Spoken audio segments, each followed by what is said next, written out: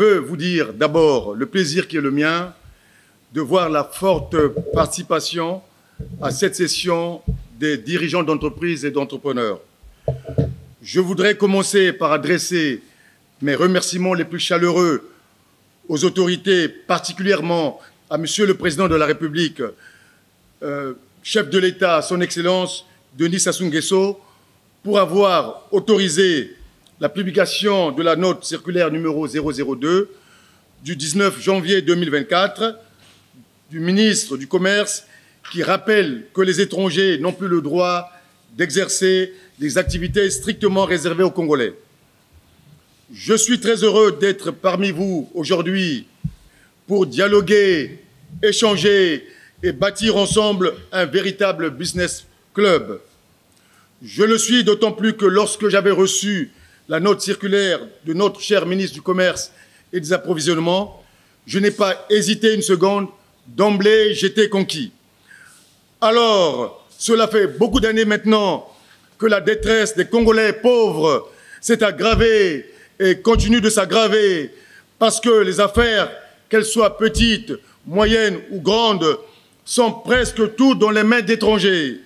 Cela fait beaucoup d'années maintenant que la vie des Congolais reste entravée par l'injustice économique étrangère. Les Congolais représentent un îlot de pauvreté au milieu d'un vaste océan de prospérité matérielle étrangère. Aujourd'hui, l'heure est venue de quitter la vallée sombre et désolée de l'injustice économique pour prendre le chemin ensoleillé de la prospérité dans les affaires commerciales. Les Congolais sont de plus en plus pauvres et les étrangers de plus en plus riches.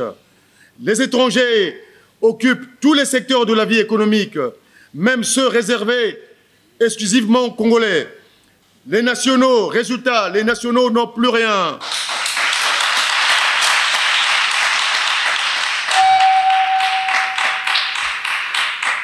Le Congolais vit toujours sur l'île solitaire de la pauvreté. Cela fait longtemps que la vie d'un Congolais est toujours dure, difficile dans sa propre terre, parce que pas d'affaires pour les Congolais et donc pas de travail. Nous devrons donc corriger cette situation, cette injustice, en demandant aux Congolais de se lancer dans les affaires. Cette situation, nous la dénonçons. Les étrangers sont venus voler nos activités qui sont strictement réservées, ce qui nous a plongés dans la souffrance et le malheur. Nous avons aussi droit au bonheur.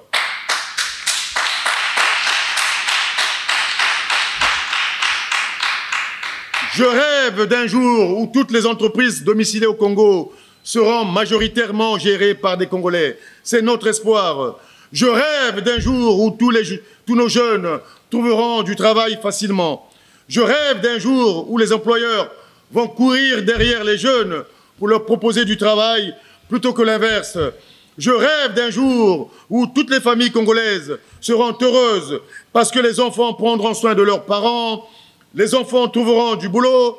Quel bonheur! Quel bonheur! Quel bonheur!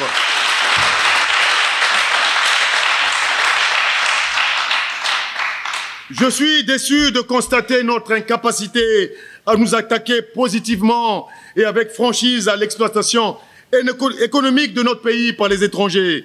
Alors, j'en appelle à une prise de conscience collective afin que les hommes d'affaires puissent créer des millions d'emplois, notamment pour nos jeunes. Si nous voulons que nos enfants trouvent du boulot dans les années à venir, nous devrons nous préparer maintenant. Nous n'avons plus de temps à perdre.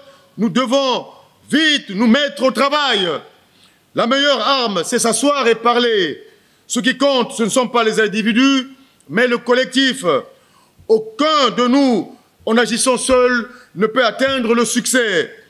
La diversité nous rend plus forts, plus intelligents et plus innovants. Elle est la source de notre force et de notre énergie. Il n'y a pas de défi insurmontable si vous avez la volonté de les affronter avec détermination. Nous sommes ce qui doit être fait, il nous manque que la volonté de le faire. Nous sommes la génération qui va démanteler cette injustice dans les affaires une fois pour toutes.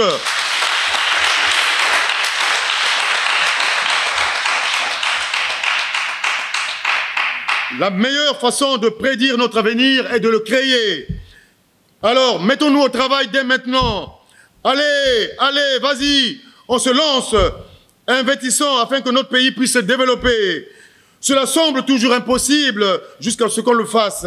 Mais on va y arriver, bien sûr. Et alors? Et alors? Et alors?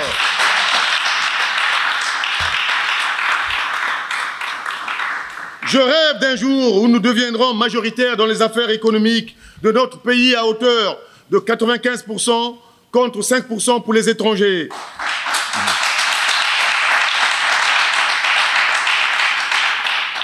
Et nous pouvons y arriver si nous le voulons et si les autorités le veulent également. Alors, nous devons travailler ensemble avec les autorités afin que ça change. Et si nous atteignons nos objectifs, notre pays se portera mieux, nous vivrons mieux et nous retrouverons le chemin de la prospérité.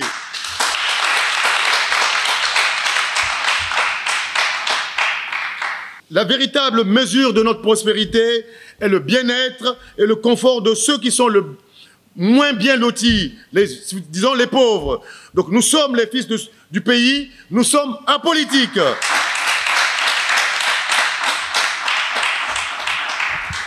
Voilà pourquoi nous demandons à notre cher président de la République de plafonner à 2 maximum le nombre de travailleurs étrangers par entreprise, quelle que soit sa taille, et tous les autres travailleurs devront être des nationaux. Voilà. Et soutenir aussi les opérateurs économiques congolais, car cela contribuera au changement et à la prospérité dans le pays. Et le changement, c'est maintenant.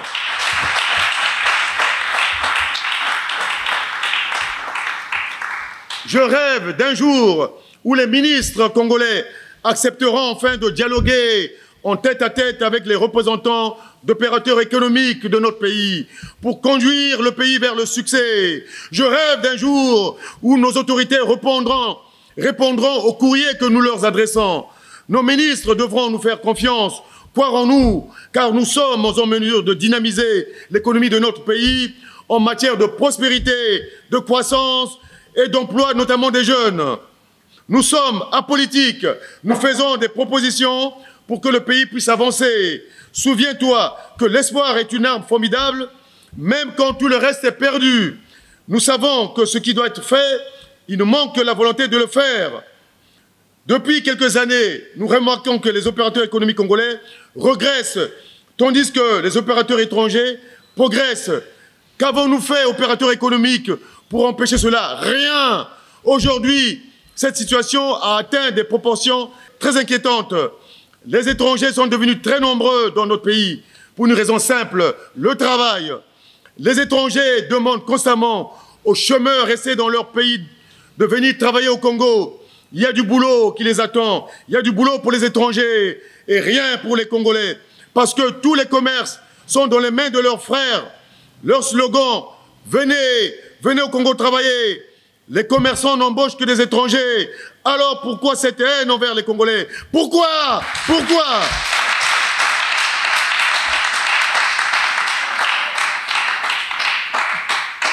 Les étrangers ont investi dans tous les domaines. Ils ont tout pris. Ils sont partout dans les villes, dans les villages, dans les marchés, dans les rues, dans les avenues, dans les quartiers, dans les forêts. Disons qu'ils sont sur toute l'étendue du territoire national. Et cette situation devient très inquiétante. Ils sont devenus majoritaires partout, y compris dans les activités strictement réservées aux Congolais. Ils ont occupé tous les marchés du Congo. Toutes les boutiques sont à eux. Cette situation devient intenable.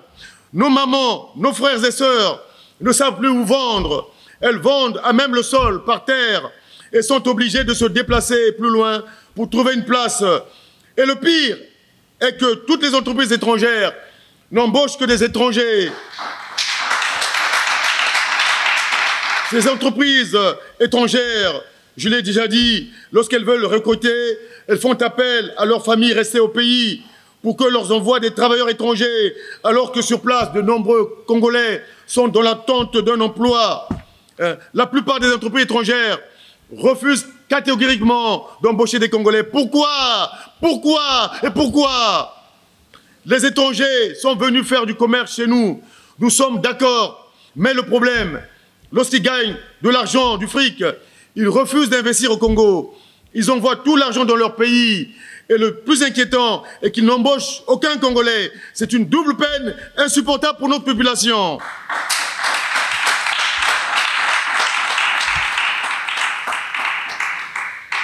Nous avons également constaté que dans la plupart des usines congolaises, les distributeurs agréés sont des étrangers, alors que nous avons les mêmes compétences. Nous avons étudié dans les mêmes universités. Alors, pourquoi cette injustice ? Nous avons également constaté que beaucoup d'entreprises étrangères ne respectent pas le droit du travail. Ils exploitent leurs travailleurs. Ils les font travailler des fois toute une journée, de 6 heures à 21 heures pour un salaire minable, compris entre 30 000 et 50 000. C'est inhumain, c'est pire que l'esclavage. Ces étrangers font une concurrence déloyale aux opérateurs économiques congolais. Et en plus, nombreux sont des clandestins sans papier. Résultat, le chômage de nos jeunes augmente sans cesse. Voilà pourquoi nous demandons à notre cher président de la République de nous accompagner, de faire voter cette loi qui va plafonner à 2 travailleurs étrangers maximum par entreprise, quelle que soit sa taille. À notre cher président de la République, j'aimerais vous dire que nous avons de la considération et de l'estime pour vous. Nous avons besoin de votre soutien. Nous aimerions que vous nous fassiez confiance. Nous avons besoin de vous pour obtenir les marchés de l'État, Monsieur le Président. Nous comptons aussi sur les marchés de l'État pour nous développer et créer des milliers d'emplois pour nos jeunes. Confiez-nous les marchés de l'État et vous ne serez pas déçus, Monsieur le Président. Nous avons les compétences nécessaires pour les gérer.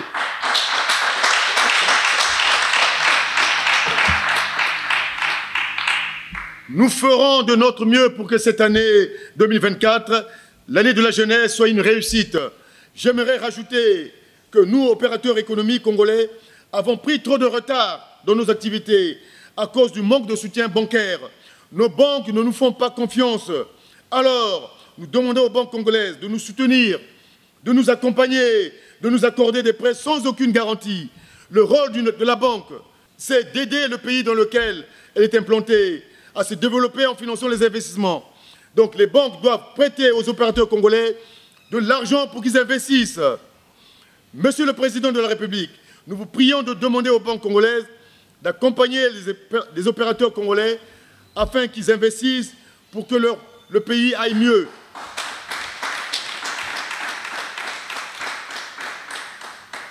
Nous avons la volonté de contribuer au développement de notre pays. Et pour cela, le dialogue entre nos ministres et nous, opérateurs économiques, devient indispensable. Et si nos ministres le veulent, nous pourrions également les conseiller, les informer, parce que c'est nous qui sommes sur le terrain. L'éducation est la clé du succès. Dans la vie, vous apprenez tous les jours. L'éducation est l'arme la plus puissante qu'on puisse utiliser pour changer le monde.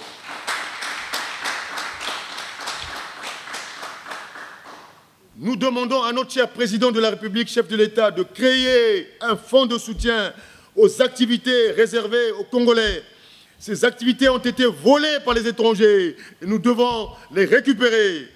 Mon objectif est très clair, renverser la situation actuelle des affaires en faveur des Congolais.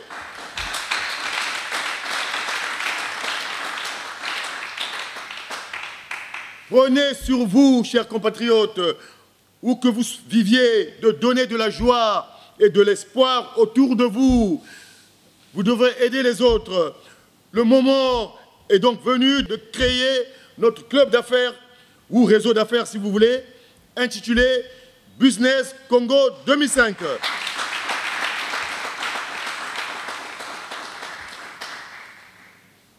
Donc, Business Congo 2005 devra être un club d'affaires, si vous voulez, puissant, qui aura des partenaires dans le monde entier, si vous voulez.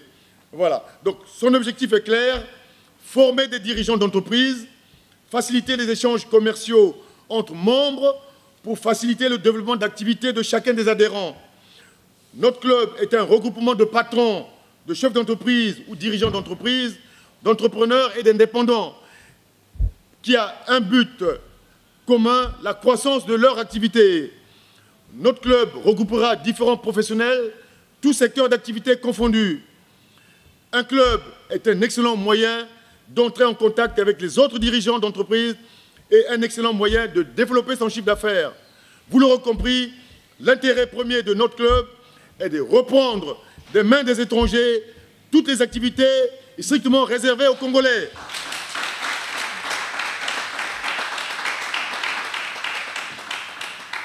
Alors, en parlant de ces activités, il s'agit entre autres des commerces de détail à l'étalage, de fabriques de pain, du transport urbain ou routier, de distribution de pain, des officines pharmaceutiques, des cliniques et cabinets médicaux et enfin des établissements privés d'enseignement. Il y en a d'autres, naturellement. Donc, un club, ça informe, ça accompagne, conseille, aide et forme ses adhérents. Un club est là pour rompre la solitude. S'impliquer activement dans la vie de son club permet, 1, d'améliorer sa posture de chef d'entreprise, de 2, d'échanger entre pairs, de 3, de booster son business, de rompre l'isolement, 4, et de bénéficier de l'aide des autres. On a besoin des autres pour évoluer. Vous apprendrez à faire du marketing, de la communication entre votre entreprise et vos clients, par la publicité et autres. Business Congo 2005, c'est maintenant. Le changement, c'est maintenant.